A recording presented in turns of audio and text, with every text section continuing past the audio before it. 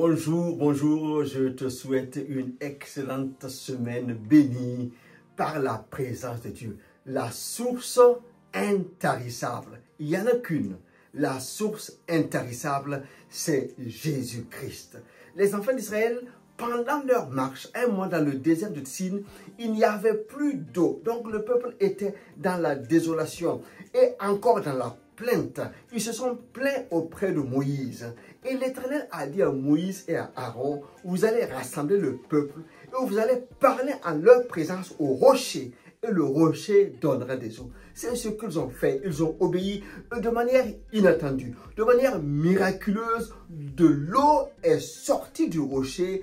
Ils ont été désaltérés, eux et leurs animaux. Cela venait de Dieu. Donc c'était une source qui est intarissable. Et cela représente Jésus qui est venu dans le monde pour désaltérer, pour restaurer et pour sauver. C'est pour cela que Jésus explique à cette femme qui est au bord du puits de Jacob, la femme samaritaine qui avait eu 5 maris, qui avait eu une vie un peu chaotique, qui était dans le désespoir, dans la solitude, dans la tristesse et qui se retrouve seule là. Et Jésus lui dit, si tu continues de boire de cette eau naturelle, tu auras toujours soif. Mais si tu bois de l'eau que je te donne, tu n'auras plus soif. Il parlait ainsi de l'eau de la vie que lui, il donnerait. Cette femme, elle a cru, elle a accepté, elle a bu spirituellement de cette eau et sa vie a changé. À son tour, elle est dans la ville pour parler de Jésus. Elle est devenue une source.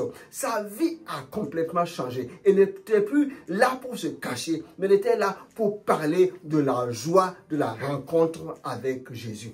Donc, je te fais vraiment cet appel. Tu ne connais peut-être pas Jésus, mais si tu l'invites dans ton cœur, quelque chose va changer. Tu vas avoir une relation avec le Fils de Dieu et ton cœur va être désaltéré. Tu vas avoir une espérance nouvelle.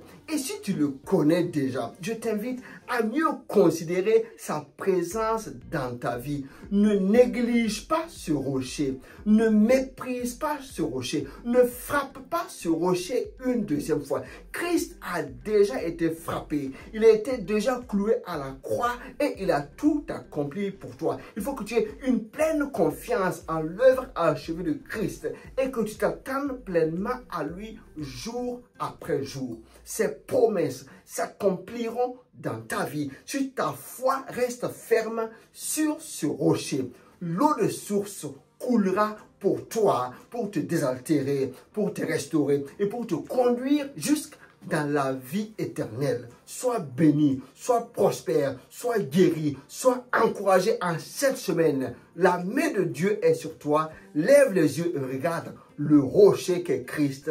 De là coule une source intarissable pour te faire un bien inattendu. Allez, à très bientôt. Partage. Bye bye.